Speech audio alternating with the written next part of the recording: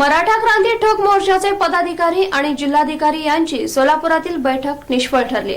मोर्चा दडपण्याचा प्रयत्न झाल्यास राज्यात उद्रेक होईल असा समन्वयकांनी इशारा दिला आहे। कोणत्याही परिस्थितीत पंढरपुरातून मंत्रालयावर पायी दिंडी निघणारच असा इशारा मराठा क्रांती ठोक मोर्चाच्या समन्वयकांनी दिलेला आहे। मराठा समाजाच्या आरक्षणासाठी मराठा क्रांती ठोक मोर्चाच्या समन्वयकांनी पंढरपुरातून मंत्रालयावर पायी दिंडी आक्रोश मोर्चा याचं आयोजन केलं आहे। मात्र ही पायी दिंडी पंढरपुरातून निघू नये यासाठी प्रशासनाकडून कडक पावले उचलली आहेत।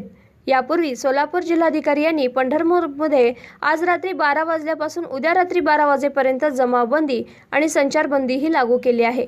आज मराठा क्रांती ठोक मोर्चाच्या पदाधिकाऱ्यांची सकाळी सोलापूर ग्रामीण पोलीस अधीक्षक तेजस्वी सातपुते यांच्यासोबत बैठक झाली। या बैठकीत कोणताही तोडगा निघाला नाही। त्यानंतर आज संध्याकाळी 6 वाजता जिल्हाधिकारी सोलापूर यांच्यासोबत बैठक झाली।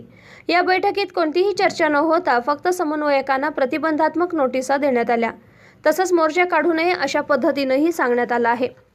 बैठकीतून बाहेर आल्यानंतर समन्वयकांनी दिलेल्या प्रतिबंधक नोटीसचा निषेध नोंदवला आहे। उद्या कोणत्याही परिस्थितीत पंढरपुरातून पायी दिंडी मोर्चा निघणारच आहे।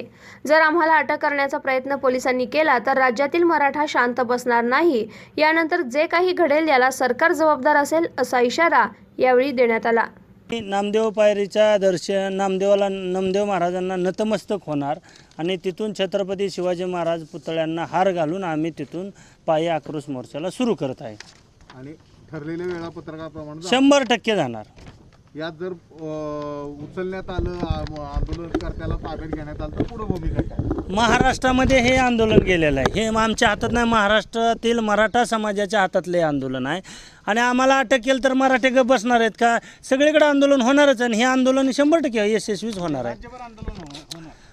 आम्हाला जर प्रशासनाने अटक करण्याचा किंवा आम्हाला दाबण्याचा प्रयत्न जर केला, हे जे पडसाद उद्या तुम्हाला दिसतील। आम्ही काय शाला सांगू, समाज आमचा आहे, समाजाच्या हातातलं हे आंदोलन आहे। आरक्षण काय आम्हाला एवढ्यालाच मिळणार नाही, अख्ख्या 4.5 कोटी मराठा समाजाला हे आरक्षणाची गरज आहे। त्यामुळं मराठा समाजा ह्या गोष्टीवरती सगळं विचार होईल आणि महाराष्ट्रात जे काय होईल त्याला पूर्ण शासन प्रशासन जबाबदार राहील। काही झालं तर तुम्ही ठाम असणार? 100% आम्ही ठाम आहे।